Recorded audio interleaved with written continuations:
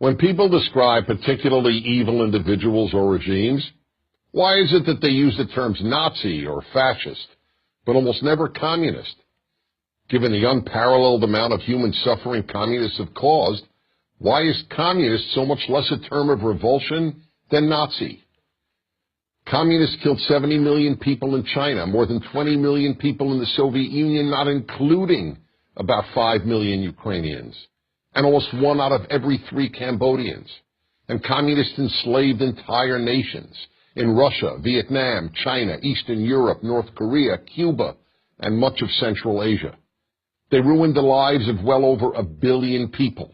So why doesn't communism have the same terrible reputation as Nazism?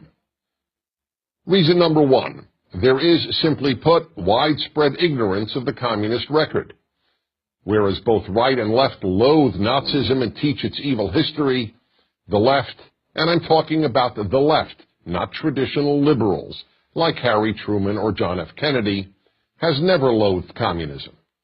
And since the left dominates academia, almost no one teaches communism's evil history. Reason number 2, the Nazis carried out the Holocaust. Nothing matches the Holocaust for pure evil. The rounding up of virtually every Jewish man, woman, child, and baby on the European continent and sending them to die is unprecedented and unparalleled. The communists killed far more people than the Nazis, but never matched the Holocaust in the systemization of genocide. The uniqueness of the Holocaust and the enormous attention rightly paid to it have helped ensure that Nazism has a worse name than communism. Reason number 3, communism is based on nice-sounding theories. Nazism isn't. It's based on heinous-sounding theories. Intellectuals in general, including, of course, the intellectuals who write history, are seduced by words, so much so that they deem actions as less significant than words. For that reason, they haven't focused nearly as much attention on the horrific actions of communists as they have on the horrific actions of the Nazis. They dismiss the evils of communists as perversions of true communism, but they regard Nazi atrocities, correctly, as the logical and inevitable results of Nazism. Reason number 4, Germans have thoroughly exposed the evils of Nazism, have taken responsibility for them, and have attempted to atone for them. Russians have not done anything similar regarding Lenin's or Stalin's horrors. To the contrary, Lenin, the father of Soviet communism, is still widely venerated in Russia. And as regards Stalin, as University of London Russian historian Donald Rayfield puts it, quote, people still deny, by assertion or implication, Stalin's Holocaust, unquote. Even less so as China exposed the greatest mass murderer and enslaver of them all, Mao Zedong. Mao remains revered in China. Every Chinese currency note has his picture on it.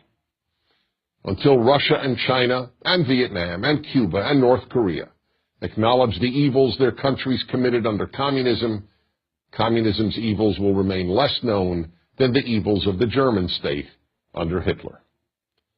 Reason number 5, communists murdered mostly their own people. The Nazis, on the other hand, killed very few fellow Germans.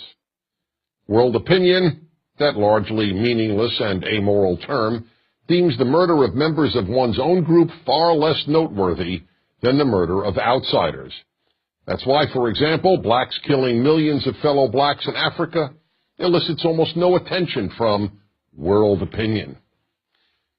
And reason number 6, in the view of the left, the last good war was World War II, the war against German Nazism and Japanese fascism. The left does not regard wars against communist regimes as good wars. For example, the American war against Vietnamese communism is regarded as immoral, and the war against Korean communism and its Chinese communist backers is simply ignored.